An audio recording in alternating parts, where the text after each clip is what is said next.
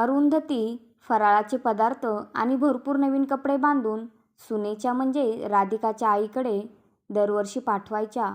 26 वर्ष झाले पण यात खंड पडला नाही. राधिका हॉस्पिटलमध्ये ॲडमिट असल्यामुळे खरं तर यावर्षी काही करायची त्यांची इच्छा नव्हती. तरीही त्यांनी फराळाचे केले. राधिकाचा भाऊ रवी याला एक चिठ्ठी लिहिली. भाऊबीजेची ओवाळणी आणि राखीची लाज राखण्याची वेळ आली आहे. लवकरात लवकर मला येऊन भेट. आपल्या विश्वासू नोकराला सुनेच्या माहेरी पाठवून त्याला चिठ्ठी रवीच्याच हातात द्यायला सांगून राधिकाचे लग्न झाल्यावर तिने त्यांना सांगितलेल्या आणि अनुभवलेल्या भूतकाळात अरुंधती हरवून गेल्या. राधिका त्यांची सून. खरं तर सून हा शब्द तिला लागू पडत नाही. आल्या आल्या तिने सगळ्या घराला आपलेसे केले आणि संपूर्ण घराने तिला त्यांच्यात सामावून घेतले. एका मुलीचे करतो तसे तिचे कोड कौतुक आणि लाड केले. अशी ही वासुदादा आणि शांताताई यांची गोड मुलगी आणि रवीची प्रेमळ बहीण राधिका. राधिका जेमतेम डिग्री हातात घेऊन एका छोट्या कंपनीत नोकरी करत होती. भाऊ तिच्यापेक्षा लहान, अजून शिकत होता.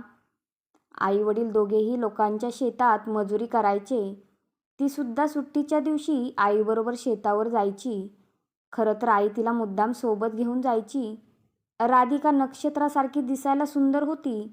लांबसडक केस, काळ्याभोर रेखीव भुवया, गालावर खळी, घारे डोळे. रस्त्याने चालत असेल तरी थपकून लोक तिला पाहत होते. इतकी नक्षत्रासारखी पोर सांभाळ करणं तिच्या आईवडिलांना खूप जोखमीचे वाटायचे. अशीच एक दिवस आईसोबत शेतावर गेली. सगळ्या एका झाडाखाली बसून दुपारची भाकरी खात होत्या.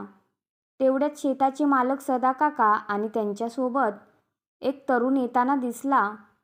सगळ्याजणी उठून उभ्या राहिल्या. एक सुरात नमस्कार सदाकाका म्हणून त्यांना वाकून नमस्कार केला. तो तरुण देहभान विसरून राधिकाकडे पाहत होता. तिच्या आईच्या हे लक्षात आले.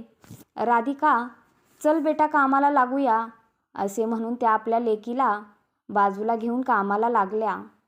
तो तरुण अजूनही तिच्याकडे पाहत होता. त्याने सदाकाकांच्या कानात काहीतरी सांगितले. चाणक्य राधिकाच्या आईच्या नजरेतून हे सुटले नाही. मनोमन तिने एक निर्णय घेतला. लवकरात लवकर पोरीचे लग्न करून द्यायचे. उगाच जीवाला घोर नको. रात्री घरी आल्यावर तिने शेतात घडलेली घटना तिच्या नवऱ्याला सांगितली. लवकरात लवकर वर संशोधन करायचे असे त्याला सांगितले. तेवढ्यात तिचे बाबा म्हणाले, अगं बरोबर बोलते तू, पण राहू दे की थोडे दिवस आपल्या संग. काय घाई आहे तिच्या लग्नाची. माझी पोरगी इतकी सुंदर आहे, एखादा राजकुमार येईल आणि तिला घोड्यावर बसून घेऊन जाईल. अहो, स्वप्नातून भानावर या. आधी आपली ऐपत बघा, मग राजकुमाराचे स्वप्न.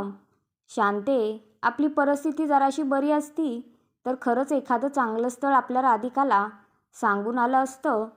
समध्या गावात इतकी सुंदर आणि सुशील पोरगी दिसत नाही. अहो, म्हणूनच जीवाला घोर लागतो. ते काही नाही, आत्ता स्थळ पाहायला सुरुवात करूया. ठीक आहे, बघू म्हणून जेवून झोपले. सकाळी सकाळी सदाकाका राधिकाच्या घरी, वासू घरी आहे का? गाडीचा आवाज आणि सदाकाकांचा आवाज दोन्ही वासूच्या ओळखीचा. वासू धावत बाहेर आला. सदाकाका, तुम्ही या गरिबाच्या झोपडीत मला बोलावणे धाडायचे ना. लगोलग भेटायला आलो असतो. अरे वासू, माझे काम आहे. मग तुला बोलावून कसे चालेल? काय काम आहे काका? अरे जरा बसू तर दे. त्याने हाताने चादर झटकली. बसा काका. राधिका, पाणी दे काकांना. नको, आधी मुद्द्याचं बोलू दे बरं. काका, बोला, काय करायचे आहे? म्या पामराला. राधिकाचे लग्न. काय? सदा काकांनी काल शेतात घडलेली घटना सांगितली. त्याला लगेच बायकोने सांगितलेला शेतातला प्रसंग आठवला. भानावर आला. माझा भाचा आहे तो. त्याला राधिका खूप आवडली, त्यामुळे त्याला तिच्याशी लग्न करायचे आहे. सदाकाका, हे कसे शक्य आहे हो? का शक्य नाही? तू सुद्धा 96 कुळी मराठा आहेस ना? हो, आम्ही सुद्धा तेच जातीचे नाही बोलत मी. मग? काका, मी गरीब माणूस, हातावर पोट आमचे. ते काय मला माहीत नाही का? तुला आठवते का वासू, मी तुला एकदा बोललो होतो. वासू, मला मुलगा असता तर तुझ्या लेकीला सून करून घेतली असती, पण मला दोन्ही मुली आता. माझा भाचा तुझ्या लेकीच्या प्रेमात पडला म्हणजे कुठेतरी ती माझ्या घराण्यात येणार. अरे इतकी घरंदाज आणि देखणी मुलगी शोधून सापडणार नाही. कालच माझे बहिणीशी बोलणे झाले. ती म्हणाली, दादा उद्याच बोल. त्यांचा होकार असेल तर मी ताबडतोब येते. आपल्या गावापासून 40 किलोमीटर दूर आहे तिचे गाव. सदाकाका, हे कसे शक्य आहे हो? कुठं माझी झोपडी, कुठं तुमचा महाल. तुम्ही तर म्हणता तुमची बहीण तुमच्यापेक्षा पण श्रीमंत आहे. वासू, ते गरीब श्रीमंत सोड. फक्त तुला मुलगी द्यायची का नाही ते सांग. थांब, आधी मी मुलगा काय करतो ते सांगतो. तो BSc ॲग्रिकल्चर आहे. नोकरी त्याला करायची नाही. जवळजवळ 150 एकर शेती आहे. आधुनिक तंत्रज्ञान वापरून शेती करतो. कोणतेही व्यसन नाही. आईवडिलांचा एकुलता एक मुलगा आहे. राधिका, तुझा काय विचार आहे? सदाकाका, इतक्या मोठ्या घरी लग्न करून जाणे खरंच नाही झेपणार हो मला. आम्ही तुला पूर्ण सांभाळून घेऊ. तू त्याची चिंता करू नको. शिवाय माझी बहीण आणि तिचे मिस्टर दोघेही खूप प्रेमळ आहे. तुला समजून घेतील. वासू, बोल लवकर. शांते, तू तरी काही बोल. सदाकाका, तुमची हीच इच्छा असेल तर पोरीचे भाग्य म्हणावे लागेल. म्हणजे तुमचा होकार समजू.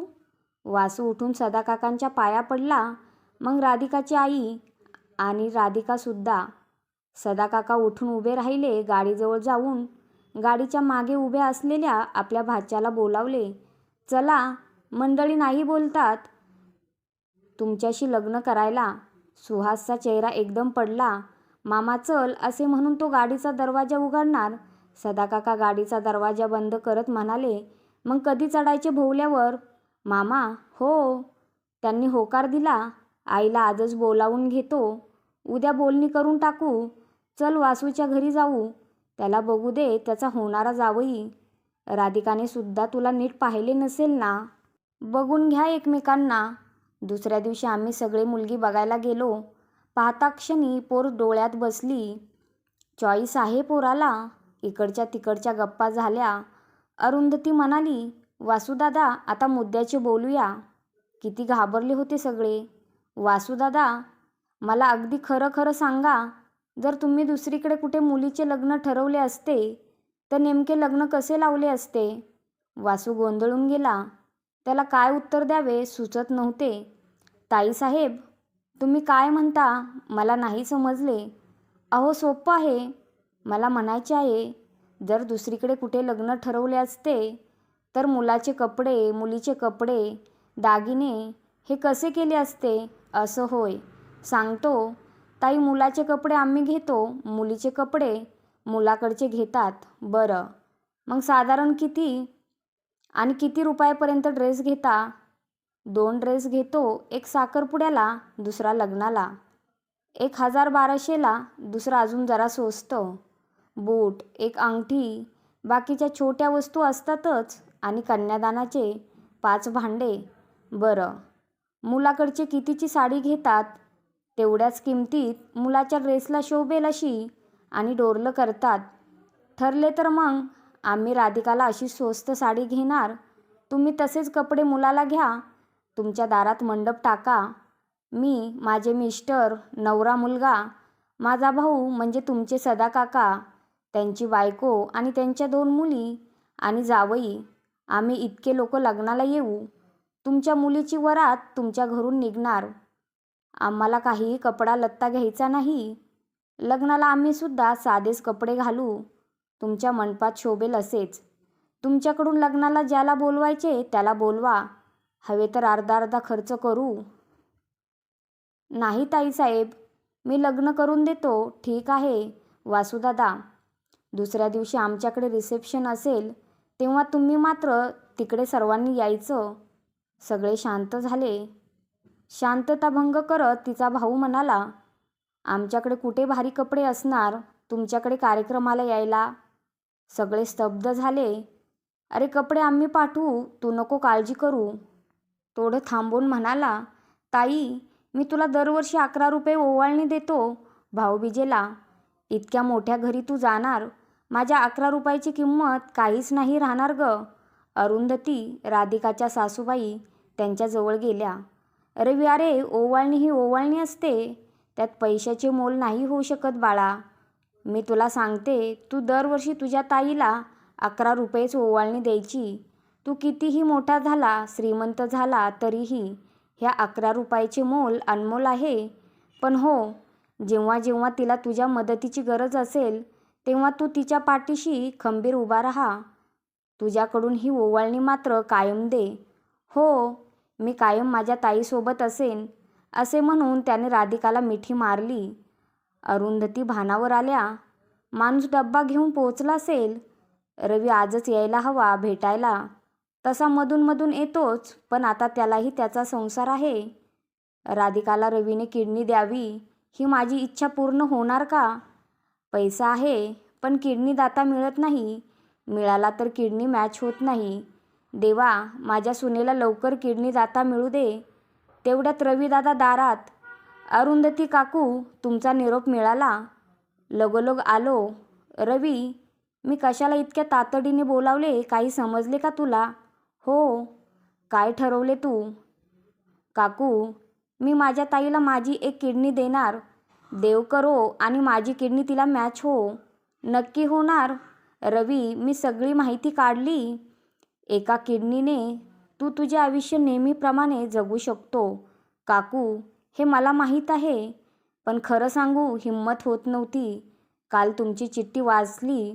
ठरवले हीच ती वेळ. माझ्या बहिणीला या दिवाळीत माझी किडनी देऊन तिला जीवदान द्यायचे. हीच ह्या वर्षी माझ्याकडून 11 रुपया सोबतची ओवाळणी. मी म्हणाले होते, रवी आठवते ना, तू कायम तिच्या पाठीशी उभा राहा. आणि आज तू कसलाही विचार न करता तिच्या पाठीशी उभा राहिलास. तुझ्या किडनीचे मोल होऊ शकत नाही. या अनमोल ओवाळणीबद्दल खूप खूप धन्यवाद रवी. काकू अशी साथ घालत रवीने काकूंना मिठी मारली. राधिकाला याबद्दल काही सांगायचे नाही असे रवीने आधीच सांगून टाकले.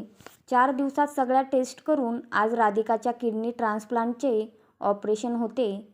आज सकाळपासून राधिका रवी आला नाही का म्हणून विचारत होती. तुझे ऑपरेशन होईपर्यंत नक्की येतो असे बोलला तो. येईल ग इतक्यात. राधिकाचे ऑपरेशन झाले. ती शुद्धीवर आली. आई, बाबा, वहिनी, भाचे दिसले पण रवी नाही. रवी कुठे आहे? अगं, येऊन तुला बघून गेला. आत्ता सुहासबरोबर डॉक्टरकडे गेला. घरी काही काम आहे म्हणाला, तर तिकडून घरी जाईल. उद्या सकाळी भेटेल तुला. तू नको काळजी करू. आई, बाबा, वहिनी आणि भाची आहेत बघ. सगळ्यांकडे डोळे भरून पाहिले. तिला पुन्हा ग्लानी आली. रवीला थोडा वीकनेस आला होता. दुसऱ्या दिवशी अरुंधती ओवाळणीचे ताट घेऊन आल्या. राधिका, बघ रवी आला तुझी ओवाळणी घेऊन. काय झाले रवीला? तुम्ही त्याला स्ट्रेचरवर का आणले? रवी, रवी. राधिका, शांत हो. रवी ठीक आहे. हो ताई, मी बरा आहे. तू लवकर बरी हो. हो. अरे पण तुला काय झाले? बोला ना काहीतरी. काय झाले माझ्या रवीला? राधिका, रवीने तुला आज खूप मोठी ओवाळणी दिली बाळा. त्याने तुला ओवाळणीत आपली एक किडनी दिली. काय? हो राधिका.